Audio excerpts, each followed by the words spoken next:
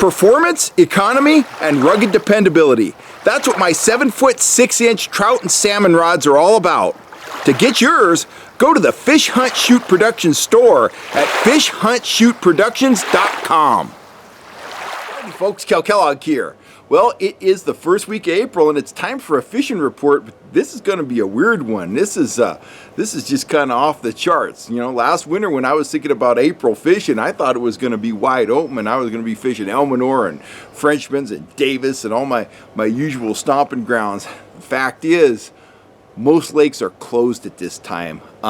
Some are open to bank fishing. Almost all of them are closed to boating. So let me go over a few lakes that are open, that are providing good action. And then I'm just going to say a few general words about the fishing scene, just kind of in the broad view. So I guess my first choice in terms of quality fishing would be Lake Berryessa.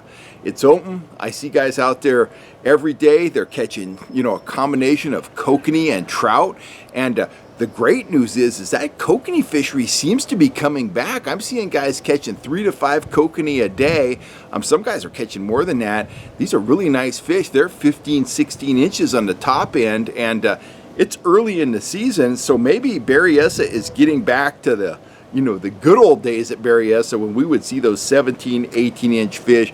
I've got 2 20-inch kokanee in my life, and both of them came out of Berryessa in different years. So it would be great to see that fishery gain momentum, get back on track, and start booting out those big old sockeyes again. But as it stands right now, fishing's good. And it's kind of a surprise. I don't think anybody saw that coming. And there's some very nice rainbows in the mix, too. Rainbows that go anywhere from like 2 to 4 pounds. So that's a very good option if you want to get out on the water. At this time, it remains open. Lake Amador. The fishing, it's always a little hit and miss at Amador, but there is no place better here in the Sacramento Valley to go big than at Amador. There are huge trout in there. Trout plants continue.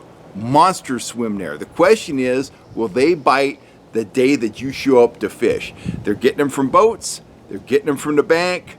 Some guys are getting skunked. Some guys are getting the fish of their dreams. They're getting the biggest trout of their lives. At Amador, trollers, it's all about grubs teamed with the power egg. Trigger spoons have been working too, but your number one option is a grub teamed with the power egg. It's working very well. Bank anglers, power eggs, power bait, inflated worms, and some guys have been scoring with white crappie jigs. So it's kind of the size of it there at Amador. Lake Shasta, it's fishing well at Shasta. Some of the ramps are closed. The Forest Service ramps, from what I understand, are closed. And bear with me, this is a very fluid situation. Stuff is closing, stuff is changing every day, and you really need to be on your toes in terms of what's closed and what's not, stuff like that. And I can't keep up with all of it. But if you do get up there and you can legally get on the water, top 20 feet, rainbows to 4 pounds, shad pattern lures, speed spoons, trigger spoons, humdingers, cripple lures, cast masters, needlefish, all that shad pattern stuff. It's all working.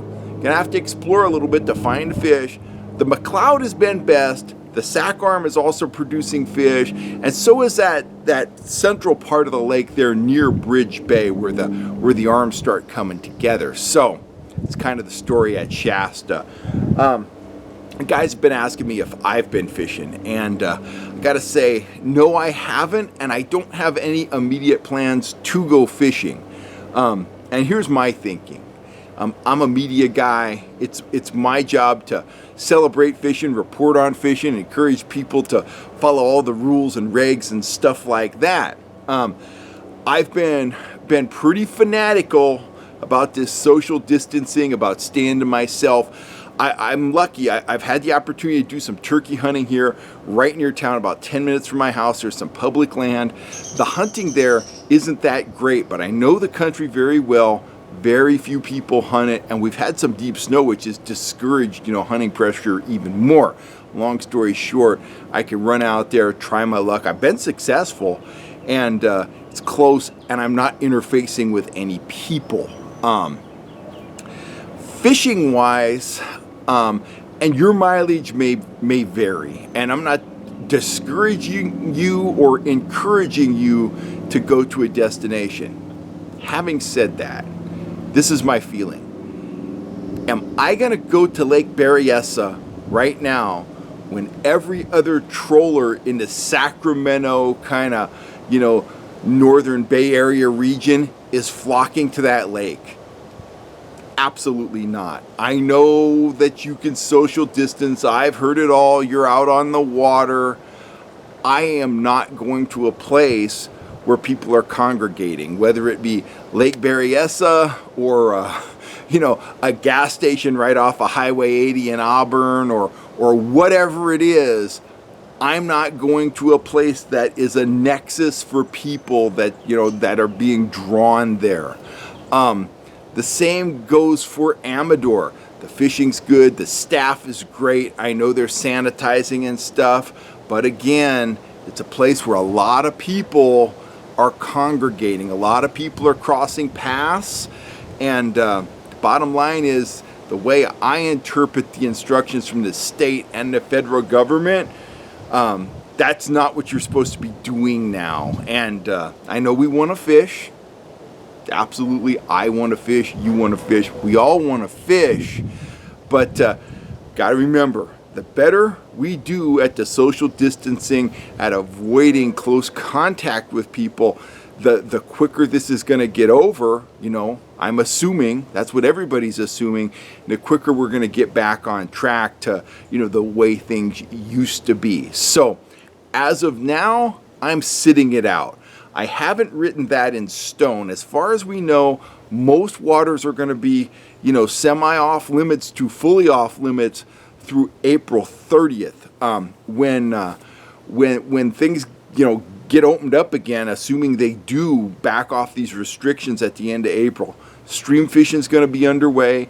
We're probably going to see, have seen some snow melt, so that's going to open up a number of different lakes to fishing. For example, right now at Sugar Pine Reservoir, I couldn't get in there with my kayak anyway. There's a good 2 feet of ice and snow on the ramp. Even though it's a Forest Service ramp and it is closed, even if it was open now, even if it was a normal year, that wouldn't really be an option for me. I couldn't get my kayak in there right now, and there's a lot of places like that.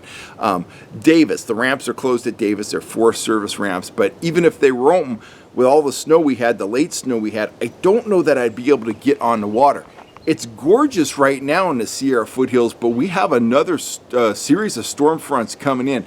They're not supposed to be super intense, but we are going to get snow down to about 3,500, 4,000 feet.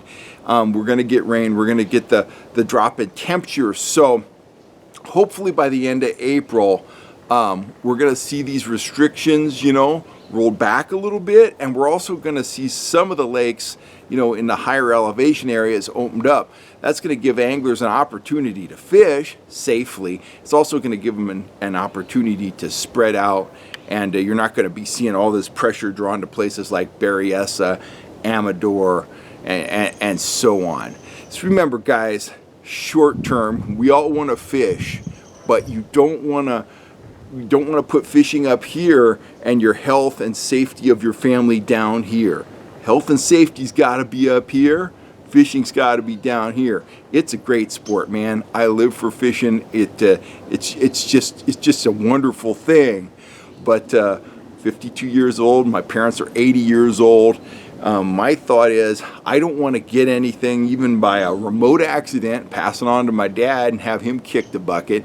My family, typically, they live to be pretty old. So I'm thinking I got 30, 40 more years of fishing in my future. So the last thing I want to do is be the fat guy that goes to some lake, gets COVID-19 and dies because, short-term satisfaction, yeah, it'd be great to go fishing, but if I get that and croak because I went and did something stupid, I'm cheating myself out of potentially 30, 40 more years of fishing, and I don't want to do that. So it's a short-term deal. It seems like a big deal now, but just know this is going to be over. We're going to be back on the water, and we're going to be talking about the spring of 2020 when we couldn't fish. If you absolutely have to get out there and you think it's safe, I'm not advising you to do it. My top 3 picks are Shasta, Amador, and Berryessa.